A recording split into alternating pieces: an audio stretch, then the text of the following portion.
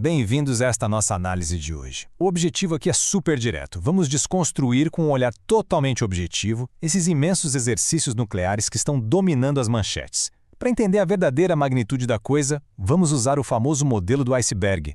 Ou seja, a gente começa olhando para o evento lá no topo, que é altamente visível, e depois a gente mergulha a fundo para revelar as mudanças geopolíticas estruturais que operam bem abaixo da superfície. E para isso, o nosso roteiro de hoje passa por 5 pontos. Primeiro, o maior exercício nuclear. Segundo, a pressão em Moscou. Terceiro, o fim dos tratados. Quarto, a nova doutrina russa. E por fim, estamos diante de um ritual ou de uma escalada real? Então, vamos direto para a primeira parte. O maior exercício nuclear. Olha só, para a gente realmente entender a escala disso tudo, temos que olhar para a força humana envolvida.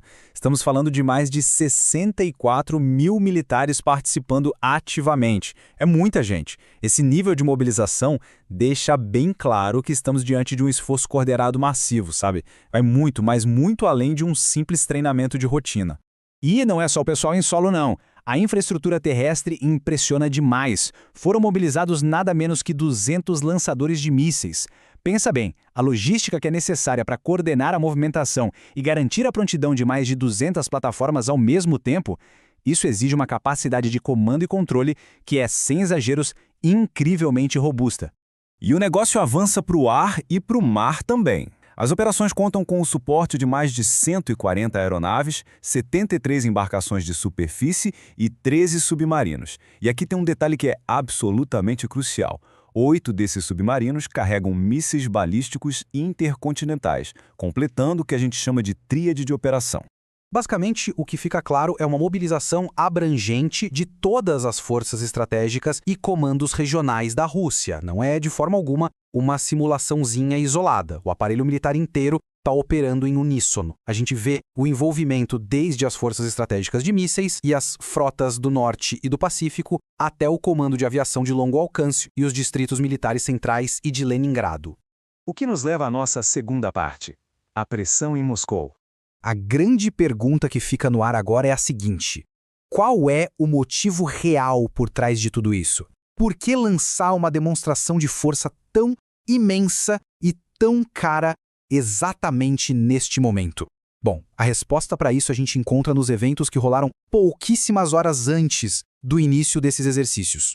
Temos aqui uma relação de causa e efeito fortíssima. De um lado, a gente tem esse gigantesco exercício nuclear. Do outro, o catalisador da situação. Mais de 500 ataques de drones ucranianos direcionados a Moscou e a alvos estratégicos de energia. Para você ter uma ideia, com mais de 120 drones conseguindo furar a densa malha de defesa antiaérea da capital russa, esse foi literalmente o maior ataque aéreo contra Moscou desde a Segunda Guerra Mundial. Mas claro, as pressões não caem só do céu. Existem várias outras pressões, tanto econômicas quanto da própria linha de frente, que vem se acumulando sobre o Kremlin feito uma bola de neve. Perdas territoriais constantes desde o comecinho de 2026, ataques contínuos a refinarias que apertam a logística militar, isso tudo deixa o combustível super caro e, no fim das contas, gera uma impaciência enorme e crescente na opinião pública doméstica. Passando agora para a terceira parte, o fim dos tratados. Indo abaixo da superfície daquele nosso iceberg, a gente vê que a diplomacia estrutural mudou completamente.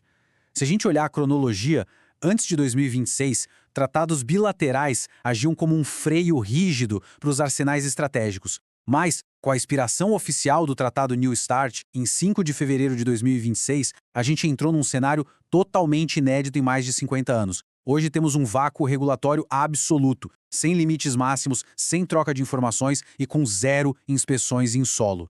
Isso nos conecta com a nossa quarta parte, a nova doutrina russa. Somando-se a essa falta de tratados, temos uma nova doutrina inscrita em novembro de 2024 que traz uma mudança fundamental nas regras de engajamento.